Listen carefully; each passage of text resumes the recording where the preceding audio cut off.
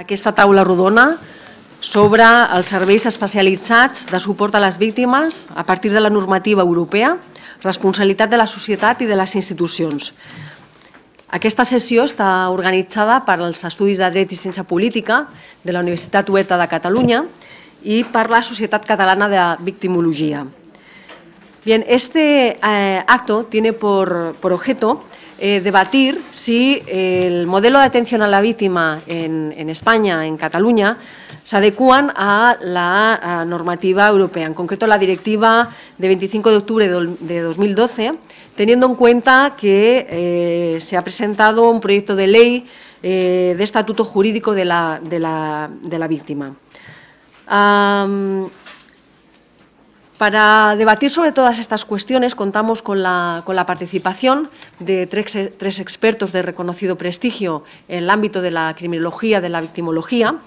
Cada uno de ellos intervendrá durante unos 15 minutos y al final de las tres intervenciones abriremos un turno de debate para que puedan realizar las preguntas que consideren oportunas.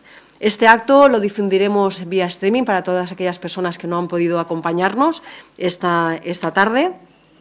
Y después, al finalizar esta mesa redonda, presentaremos la nueva revista de victimología, Journal of Victimology, por parte de sus directores, los profesores Enrique Echeburúa y José María Tamarit, y también por parte de la directora de la editorial Huygens, que es la editorial que publica esta nueva revista. Asimismo, nos acompañará vía Skype Gemma Barona, que es la presidenta de la Sociedad Vasca de Victimología, que también participan en esta nueva iniciativa.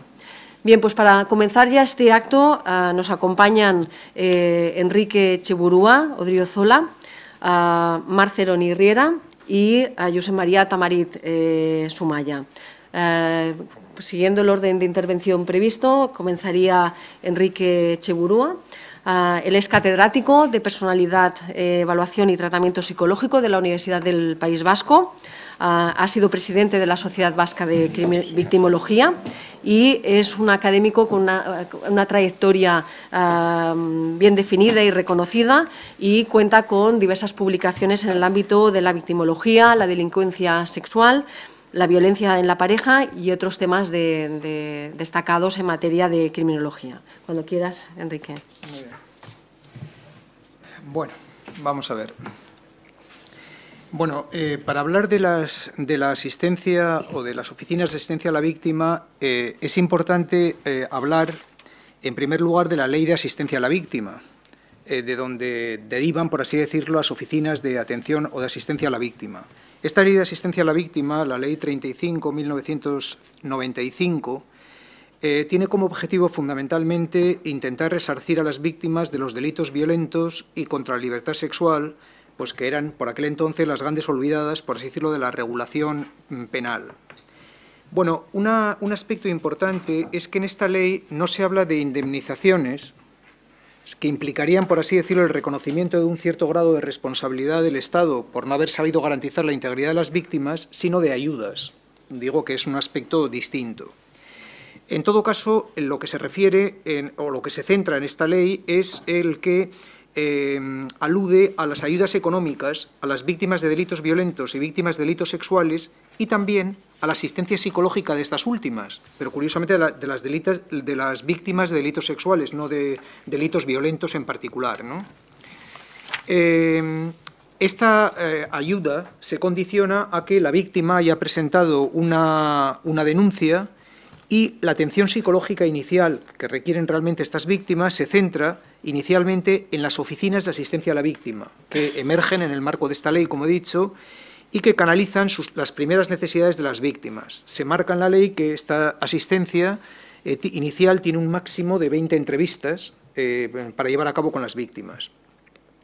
Bueno, por otra parte, en los delitos sexuales, pero no en los delitos violentos, lo cual digo que es un poco chocante, pero en los delitos sexuales que causen a la víctima daños contra la salud mental, es decir, que presenten, por tanto, unas secuelas emocionales claras, entonces el importe de la ayuda sufragará los gastos del tratamiento que puede elegir libremente la víctima y que será compatible con la ayuda que pueda recibir adicionalmente si los daños le han producido lesiones u otro tipo de incapacidad. Es decir, que por una parte con esta ley se canaliza en lo que se refiere a las víctimas de delitos sexuales y siempre, como digo, que hayan presentado una denuncia, el que presenten una atención inmediata a través de las oficinas de atención a la víctima y se les permite la posibilidad de poder elegir, digamos, una consulta, un tratamiento psicológico, psiquiátrico, privado, por así decirlo, durante un periodo determinado. Bueno, estas características, me refiero que tiene la ley, una de las limitaciones que presenta es como el diferente trato que se da a las víctimas de delitos sexuales respecto a otras víctimas, por ejemplo, de delitos violentos, en lo que se refiere a la asistencia psicológica en particular. Bueno, en ese marco he dicho que surgen las oficinas de asistencia a la víctima, que son creadas por el Ministerio de Justicia de acuerdo con esta ley. Bueno, ¿qué características presentan las oficinas y cuál es el balance que yo hago de ellas en lo que yo conozco en el ámbito del País Vasco? Bueno, los objetivos de estas oficinas son, por una parte, acompañar a las víctimas que lo soliciten a las diligencias judiciales, informar sobre las ayudas económicas que les puedan corresponder, informar sobre los recursos psicológicos sociales existentes, procurar el acceso a tratamientos médicos, psicológicos, sociales y jurídico-criminológicos que puedan necesitar, y con un especial apoyo en los casos de violencia de género y violencia doméstica y ofrecer una asistencia inmediata psicosocial a las víctimas. Hombre, por definición, lo que pasa es que luego han tenido unos avatares diferentes. En estas oficinas de atención a la víctima tienen que tener, desde el punto de vista psicológico, que es el que yo puedo realmente más conocer, de lo que se trata es de dar una orientación o una especie de intervención en crisis a estas víctimas con unas sesiones realmente cortas y, en todo caso, luego derivar, en los casos necesarios, a otros recursos institucionales que puedan existir para tratar a las víctimas en los casos que necesiten un tratamiento largo. O dicho en otras palabras, por definición, en estas oficinas de atención a la víctima, desde mi punto de vista, no tiene sentido, por ejemplo, que haya listas de espera. O sea, el objetivo es prestar una atención inmediata a las víctimas en sus necesidades psicológicas, en otros casos acompañarles también en darles un apoyo psicológico cuando tienen que llegar a la vista oral, por ejemplo, y tienen que contrastar su testimonio con el del agresor y la víctima se siente insegura, etcétera, y derivar a los casos necesarios a los distintos dispositivos asistenciales que pueda haber en cada sitio para tratar a las víctimas de agresiones sexuales o víctimas de violencia de género, etcétera. Esto es lo que, en teoría, creo yo que está en el trasfondo de la ley, cuando además permite que luego la víctima pueda elegir un tratamiento elegido por ella misma en el caso de los delitos sexuales. En la práctica, ¿qué es lo que ocurre? Hablo ahora en el ámbito del País Vasco y, por tanto, no puedo generalizar en otros terrenos. Pues existe que hay un pequeño caos en el siguiente sentido, de que hay sitios en donde si hay una persona que está trabajando y tiene un interés, por ejemplo, porque le gustan el campo de las agresiones sexuales, le gusta profesionalmente hablando, quiero decir, el tema de las agresiones sexuales, pues resulta que a lo mejor se queda con esas víctimas y le lleva a cabo un programa de tratamiento a lo mejor de 20, 30 sesiones durante un año y tiene a lo mejor una lista de espera de 3 meses para atender a otras víctimas. Hombre, esto no tiene sentido, me parece que desborda realmente lo que hay en ese aspecto. Sobre todo, digo, en el caso, por ejemplo, hablo en el ámbito de la Comunidad Autónoma del País Vasco, en donde existen otros dispositivos asistenciales para tratar a las víctimas y que están sufragados por, digamos, los impuestos de todos los ciudadanos, en ese caso a través de la Diputación o de los ayuntamientos. Entonces, lo que yo tengo que decir, en lo que yo veo, es que no hay una optimización adecuada de los recursos y de cuáles son las finalidades que presentan las oficinas de atención a la víctima en relación con otros recursos asistenciales, de tal manera que hay una especie de árbol de decisión que permita hacer unos sistemas de derivación en donde cada oficina, por así decirlo, cumpla con sus funciones. O cada recurso, no cada oficina, sino cada recurso cumpla con sus funciones. Y, por último, quería señalar que con los datos de lo que se ha visto, con los datos publicados por el Gobierno vasco recientemente, donde hacía un balance de lo que ha sido el año 2013, que lo publicó hace unos meses, dentro de las personas que acudieron, el 86% de las personas atendidas en las oficinas de atención a la víctima de las tres provincias fueron mujeres. O sea que ser víctima y ser mujer pues es un aspecto que está muy consolidado y como se pone de relieve en la demanda existente.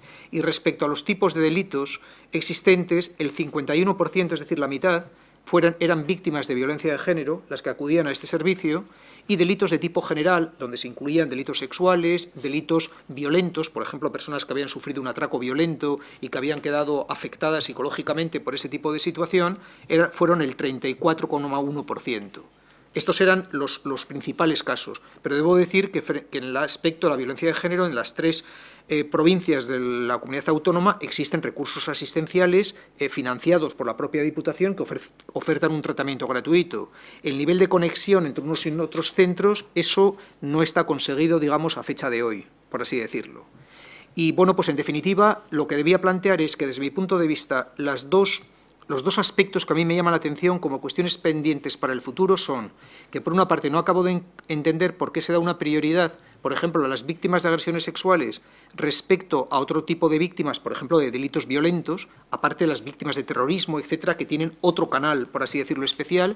Digo que no entiendo el por qué se da esa distinción. Y, en segundo lugar, el reto que tenemos me parece que es canalizar o encauzar los recursos que tenemos disponibles en este momento de forma lo más efectiva y eficiente posible, de tal manera que puedan llegar al mayor número posible de víctimas y que no haya niveles de competencia profesional o interés por parte de algunos profesionales que están trabajando en estos servicios, pues, y que de eso va a depender el que unas personas traten a otras durante tantas sesiones con unos protocolos determinados, etcétera. Me parece que ese es un reto. Hablo modestamente de la perspectiva del País Vasco, que este tema no lo tenemos resuelto. Y me parece que estos serían los 2 retos más importantes a los que quería referirme. Muy bien. Muchas gracias, Eduardo. Has sido capaz, en el tiempo que te había asignado, de darnos una visión muy práctica de cuál es el funcionamiento de las oficinas de asistencia a las víctimas en el País Vasco. Muchas gracias por tu intervención. Bien, a continuación intervendrá Marc Cerón Irriera. Él es subdirector general de Reparación y Ejecución Penal a la Comunidad, de la Dirección General de Ejecución Penal a la Comunidad y Justicia Juvenil del Departament de Justícia de la Generalitat de Catalunya. Es presidente de la Confederation for European Probation y es responsable, entre otros servicios, de las oficinas de atención a la víctima en Cataluña. Cuando quieras, Marc, tienes la palabra. Muchas gracias por la invitación. Realmente es un placer compartir mesa aquí con todos vosotros. A ver, mi enfoque va a ser, por una parte, hacer un breve repaso de en qué momento nos encontramos a nivel legislativo, teniendo en cuenta que es un momento especial, hay muchas transposiciones o hay mucha legislación aprobada en Europa que se va a incorporar en el contexto nacional y quería analizarla brevemente, quería analizar el impacto de esos cambios y quería ver un poco, trazar las líneas de cómo los servicios aquí en Cataluña están organizados en relación a estas nuevas demandas que plantea esta nueva situación. De entrada, como la mayoría de personas que estáis aquí sabréis, estamos ante una situación de prácticamente un paquete legislativo que ha sido aprobado a nivel de Consejo y de Parlamento y que está en proceso de transposición. De hecho, cuando hablamos de paquete, estamos hablando por una parte del proyecto de ley de Estatuto de la Víctima, que, como sabéis, transpone las directivas, básicamente la 29/2012, pero sobre los derechos y apoyo a las víctimas, pero también la 32/2011 sobre abusos sexuales y explotación sexual a menores y la 36/2011 sobre la trata de seres humanos.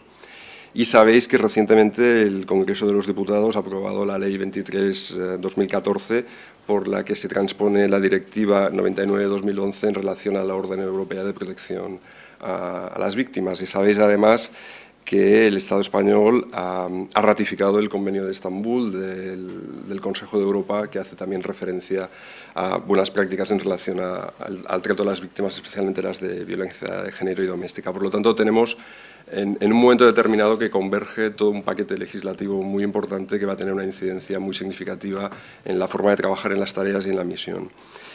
Básicamente porque sabéis que a partir del Tratado de Lisboa toda la aprobación que se hace desde el Consejo y desde el Parlamento se incorpora como derecho positivo en los Estados miembros a través de las transposiciones y, como sabéis, además, a partir del 1 de diciembre, es decir, desde hace una semana, la Comisión, la tercera pata de la Unión, en su tarea de seguimiento, inspección y supervisión de la aplicación de las leyes, tiene por primera vez capacidad sancionadora en el ámbito de justicia, cosa que hasta la fecha no se había dado, con lo cual se supone que estamos ante la primera gran oportunidad no solamente de transponer una legislación, sino también de hacerla cumplir. Hay que tener en cuenta que en el ámbito penal, la directiva sobre los derechos y el apoyo a las víctimas es el primer ámbito que de alguna manera es sujeto de armonización a nivel de políticas europeas, porque a nivel de políticas europeas simplemente se había legislado a nivel de traslado de personas penadas de un país a otro para que pudieran cumplir la pena en otro Estado miembro, pero no había ningún ámbito en que hubiera una armonización de este estilo, lo cual es de celebrar y es especialmente positivo. Hay que tener en cuenta además esta directiva que ha tenido un proceso de tramitación muy rápido. De hecho, cuando entró en el Parlamento en la legislatura anterior, según los plazos ordinarios de una directiva, apenas había gente que pensara que podía ser aprobada y lo fue. Y además es una directiva que obedece a un importante espíritu de consenso. España especialmente y otros países querían una legislación que armonizara temas civiles y penales. Esto generaba muchos conflictos a los países de tradición anglosajona y al final se renunció a que fuera una legislación homogénea que incluyera los dos ámbitos y se dejó simplemente el ámbito penal precisamente para favorecer ese consenso y que el Reino Unido estuviera incluido. De hecho, solo Dinamarca no ha ratificado la directiva. Es además una directiva que surge y a lo largo de todo su recorrido tiene un importantísimo impulso a nivel estatal. De hecho, la iniciativa o la idea de una directiva de estas características nace en la presidencia española de 2010. Las ponentes en el Parlamento son Carmen Romero y Trinidad Jiménez Becerril, representando además las dos principales fuerzas políticas estatales, y ese impulso, ese apoyo se demuestra también en la transposición, porque el plazo para transponer termina en noviembre de 2015 y si no hay ningún incidente recorrido, en febrero o marzo la ley estará aprobada, con lo cual será una de las primeras, no sé si la única vez, que las Cortes españolas transponen a tiempo, antes de tiempo, una directiva, ¿no? Con lo cual, quería dar esa pincelada para indicar que realmente estamos delante de un esfuerzo significativo y que va a incorporarse como derecho positivo y que por lo tanto es algo que hay que tener muy en cuenta. Del conjunto de todo este ordenamiento, simplemente voy a señalar 4 cosas que desde nuestro punto de vista son importantes en tanto en cuanto van a tener un impacto directo en la forma de organizar los servicios, o bien en forma de que se van a incrementar los servicios que prestamos, o bien que se van a introducir nuevas responsabilidades, nuevas actividades. Repito que jurídicamente el hecho de que se haya escogido el término derechos es muy importante, porque sabéis, los juristas mucho mejor que los que no lo somos, que el valor jurídico de la palabra derecho y cómo un derecho da lugar a una expectativa, a una tutela efectiva, a toda una serie de elementos pues, que son realmente muy importantes. Notas que destaco. En primer lugar, el alcance de la protección es mucho más amplio del que estábamos acostumbrados, por ejemplo, a nivel de legislación española. Y, de hecho, son protegibles todas aquellas víctimas que hayan sufrido delitos de violencia o intimidación y que, además, que conlleven un riesgo para la seguridad de la propia víctima.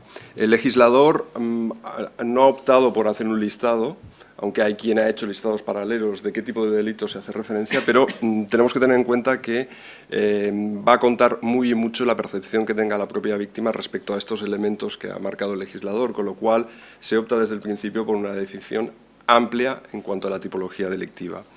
La segunda característica muy importante es que desde esa perspectiva de dar protagonismo a la víctima se la empodera desde el primer momento tanto en el proceso judicial como el de ejecución penal, con algunas cuestiones que probablemente pueden dar lugar a debate, como veremos.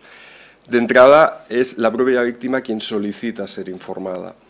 Veo aquí compañeros de cuerpos y fuerzas de seguridad que se hacen la pregunta lógica siempre, bueno, pero para actuar en este caso, para dar protección, ¿qué juez lo ha ordenado? Bueno, pues la directiva pone a la víctima en primer lugar y es esa víctima la que va a tener que tomar una primera decisión de si quiere ser o no informada, si quiere ser partícipe o no de muchos de los elementos del procedimiento.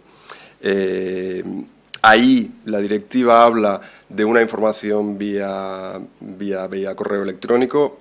Nosotros ahí pensamos, y seguramente en el debate lo podemos ampliar más, pues que eso no debería hacer perder lo que es un contacto mucho más personal, ya sea telefónico, cara a cara, porque probablemente lo que podemos ganar en celeridad lo podemos perder en proximidad y las consecuencias que eso lleva.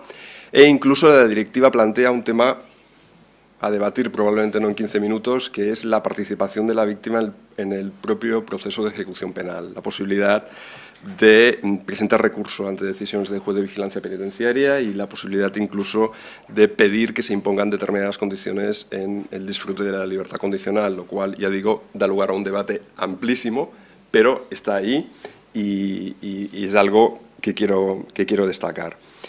La tercera nota que quiero destacar es que todos los agentes que intervienen con la víctima a partir de la directiva necesariamente deben tomar una actitud proactiva, porque, por una parte, todos aquellos agentes que entren en contacto con una víctima que sea susceptible de aplicación de lo que prevé la directiva tienen la obligación de informar y derivar a esa víctima hacia las oficinas, es decir, es un sujeto activo.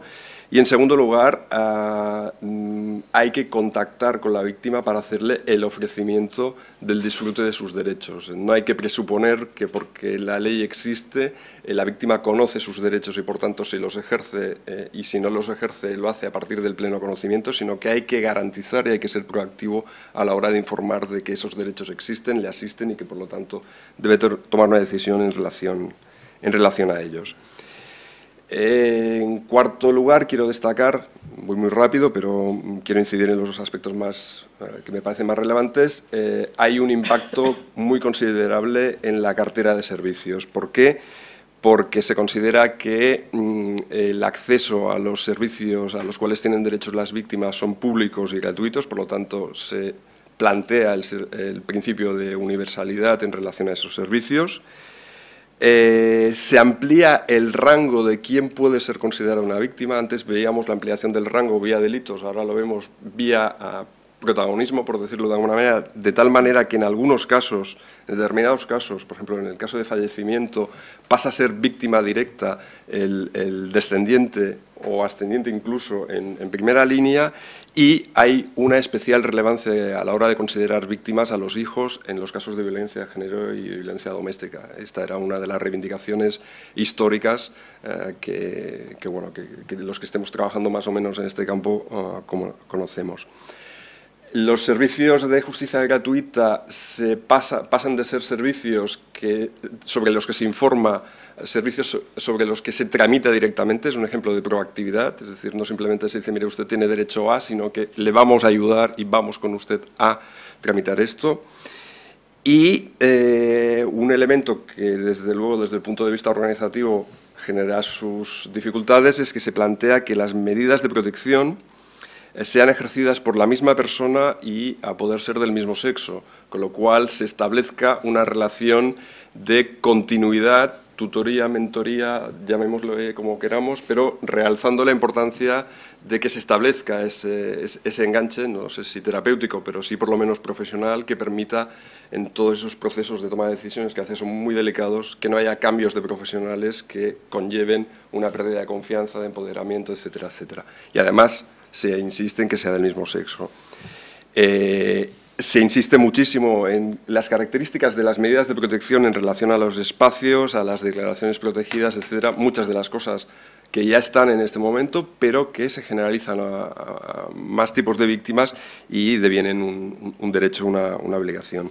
Y se introducen por primera vez de manera positiva en la legislación española los servicios de justicia restaurativa dentro de la cartera de servicios, con la obligación de informar, poner en conocimiento y al mismo tiempo disponer de esos servicios, disponer de los profesionales adecuadamente preparados, etcétera, etcétera. Desde luego es una regulación mucho más amplia que la que se estableció en 2001, que el Gobierno español incumplió porque en ningún momento transpuso a la legislación nacional.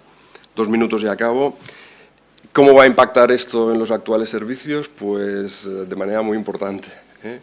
Actualmente en Cataluña, un poco para contextualizar, cuando hablamos de atender a las víctimas no hablamos solamente de los equipos o de las oficinas de atención a la víctima del delito, también hablamos de los equipos de asesoramiento técnico penal, en tanto en cuanto están haciendo peritajes o están haciendo apoyos a la exploración en caso de víctimas vulnerables, léase menores, víctimas de violencia doméstica o de género, y también estamos hablando de los equipos de mediación que están interviniendo a nivel, no a nivel de violencia de género y doméstica, porque sabéis que en fase de instrucción hay una prohibición taxativa, pero sí a otros niveles están interviniendo y desde luego en ámbitos previstos en la transposición.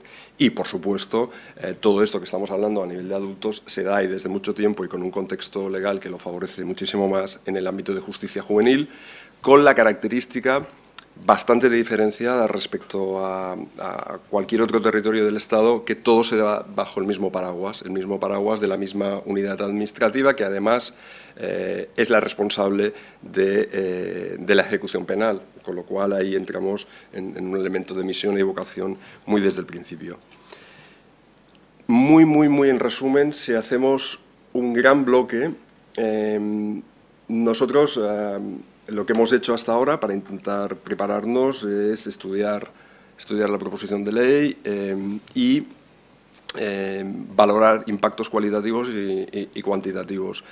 Vemos así de entrada y muy a nivel de pincelada 2 grandes funciones. La función más de información, todos los elementos proactivos de acercamiento para empoderar a las víctimas respecto al conocimiento que deban tener sobre sus derechos, y toda la parte más relacionada con la propia evaluación e intervención. Entonces, esas 2 grandes diferencias no lo tenemos todavía dibujado, pero sí tenemos avanzadas ciertas ideas en que probablemente podrían corresponder a responsabilidades diferentes y probablemente en el primer ámbito, en el ámbito más de la información, se podrían utilizar esquemas o estrategias con una implicación importante del tercer sector o de entidades que pudieran organizar servicios de estas características, mientras que la parte más de actuación e intervención, atendiendo a esos criterios de intervención en crisis, derivación, acompañamiento a juicio, etcétera, etcétera, se pudiera hacer como se están haciendo hasta ahora, pero desde luego con mucho más impacto. El impacto lo va a ser a nivel de oficinas de atención a la víctima, se va a dar un impacto a nivel de equipos de asesoramiento técnico penal, porque serán mayores las demandas, y esperamos que un impacto positivo de la aplicación de la ley se dé también en el programa de mediación, porque esperemos también que se den muchos más ofrecimientos y, como consecuencia, mucho más desarrollo. Para finalizar, simplemente mencionar que en el ámbito de justicia juvenil, y aprovechando que el contexto legislativo acompaña muchísimo, se ha empezado una experiencia piloto que de alguna manera se ha diseñado teniendo en cuenta lo que la directiva prevé y avanzándose un poco a lo que nos exige, ¿no? De tal manera que a partir de un trabajo conjunto del equipo del Servicio de Mediación y Asesoramiento Técnico Penal de Justicia Juvenil y las oficinas de atención a la víctima del delito, se ha iniciado en la circunscripción de Barcelona una aproximación proactiva a las víctimas de delitos cometidos por menores, que cumplan con los requisitos descritos en la misma directiva, de manera que, en vez de esperar que esa víctima sea derivada o llegue, etcétera, desde los propios equipos de menores hay una aproximación a esa víctima ofreciendo toda una serie de servicios, ofreciendo toda una serie de posibilidades y ofreciendo entre esa cartera de servicios la posibilidad de estudiar o de explorar una posible salida a nivel de justicia restaurativa. Bueno, de entrada esto es lo que os quería explicar, seguro que después en el debate tenemos más tiempo. Gracias. Muchas gracias, Marc, por la exposición tan clara que has efectuado del marco normativo en este ámbito, en especial de la directiva, y también por habernos puesto al día de los pasos que se están realizando para transponer dicha norma comunitaria de la Unión Europea. Bien, a continuación intervendrá Josep María Tamarit Zumaya. Él es catedrático de Derecho Penal y director del programa de Criminología de los Estudios de Derecho y Ciencia Política de la Universitat Oberta de Cataluña. Es también presidente de la Sociedad Catalana de Victimología y es una persona que cuenta con una larga trayectoria y consolidada en el ámbito académico. Es autor de numerosas publicaciones en materia de victimología y, asimismo, en la actualidad es el director de un proyecto de investigación sobre victimización sexual de menores y su tratamiento por el sistema penal. Cuando quieras, Josep María, tienes la palabra. Bien, moltes gràcies. Bé, primer de tot, moltes gràcies a tots per haver vingut, especialment les persones que heu vingut, doncs, pel que veig aquí, d'oficines d'atenció a la víctima o de l'àmbit de la seguretat. Gràcies por acompañarnos. Voy a ser muy breve, o al menos lo voy a intentar para no retrasar más, porque a la hora es una hora un poco tempestiva, quizás, ¿no?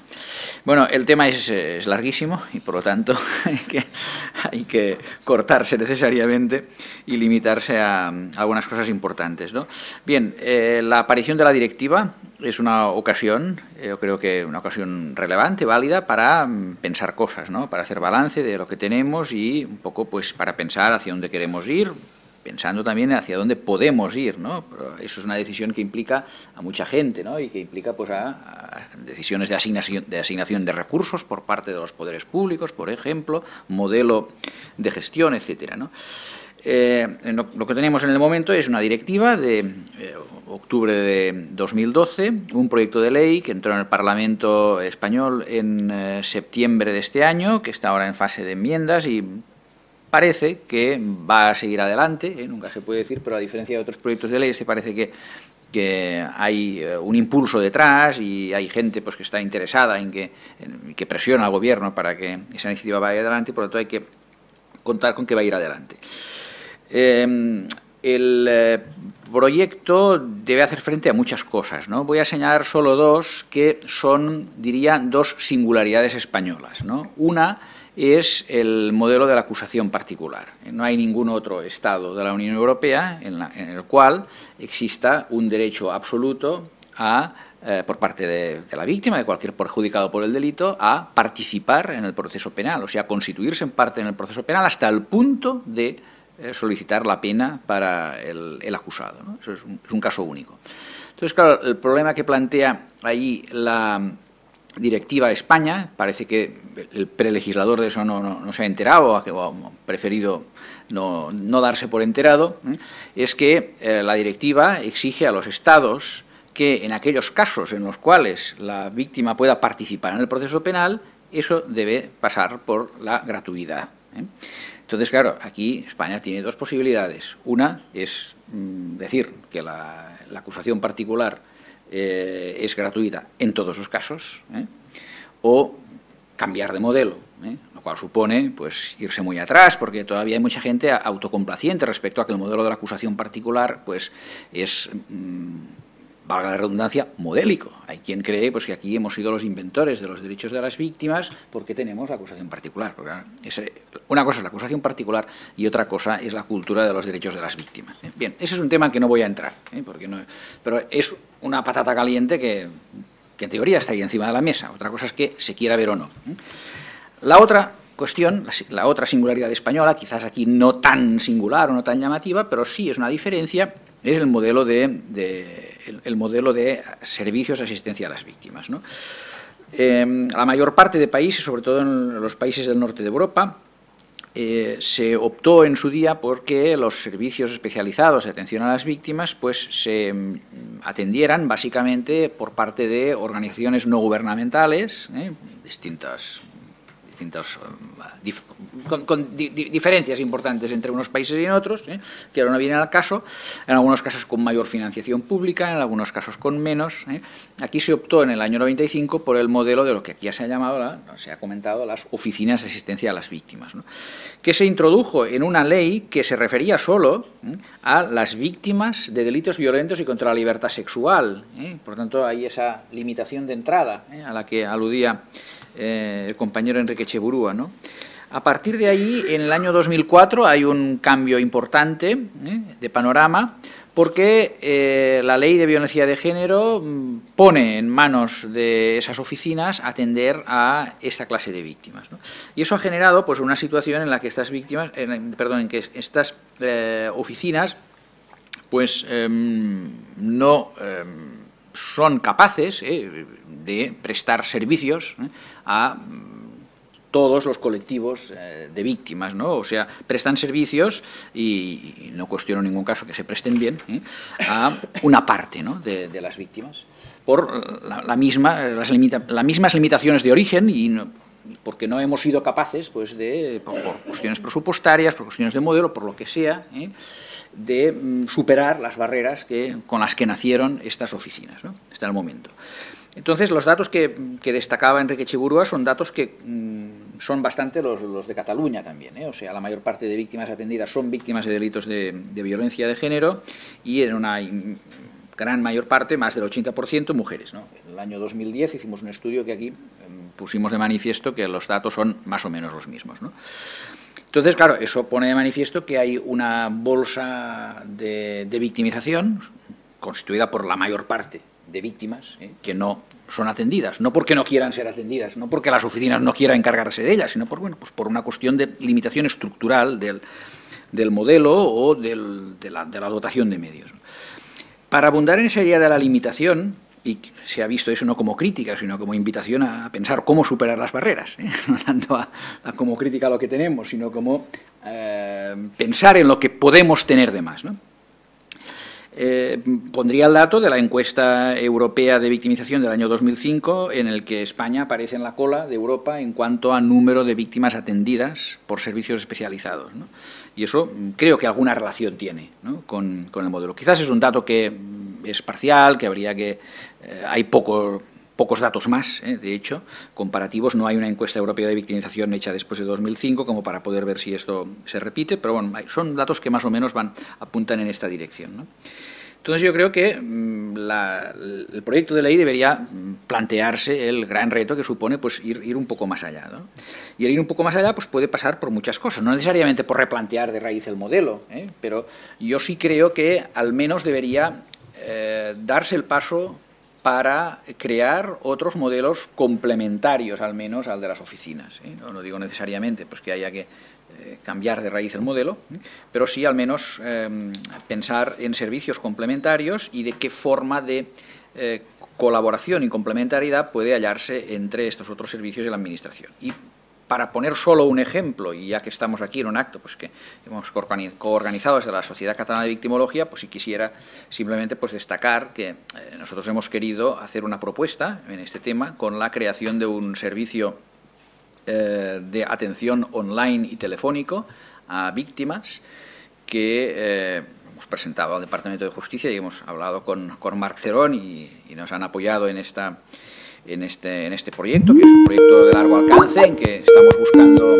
financiación y por lo tanto hay que quemar toda una serie de etapas antes de poder llegar a buen puerto. Nos está interfiriendo. No, sí, ya solo silenciar. No, se le puede dar entrada. Ah, bueno, no sé. Ah, bueno. Entonces, la concepción de este servicio parte pues de la necesidad de prestar servicios a personas que están sobre todo fuera del circuito, ¿no? Están fuera del circuito por muchas razones, pues las víctimas no integradas, que son muchísimas, ¿no? Pues por muchas razones, inmigrantes, por ejemplo, ¿no? Y allí la directiva, por ejemplo, llama a superar las barreras lingüísticas, ¿no? O sea, que la barrera lingüística no sea un motivo para no hacer accesible el servicio, ¿no? La accesibilidad es un tema muy interesante porque la accesibilidad debe entenderse no solo como accesibilidad física, sino accesibilidad que se puede vencer o se puede hacer factible a través, por ejemplo, del medio online, ¿no?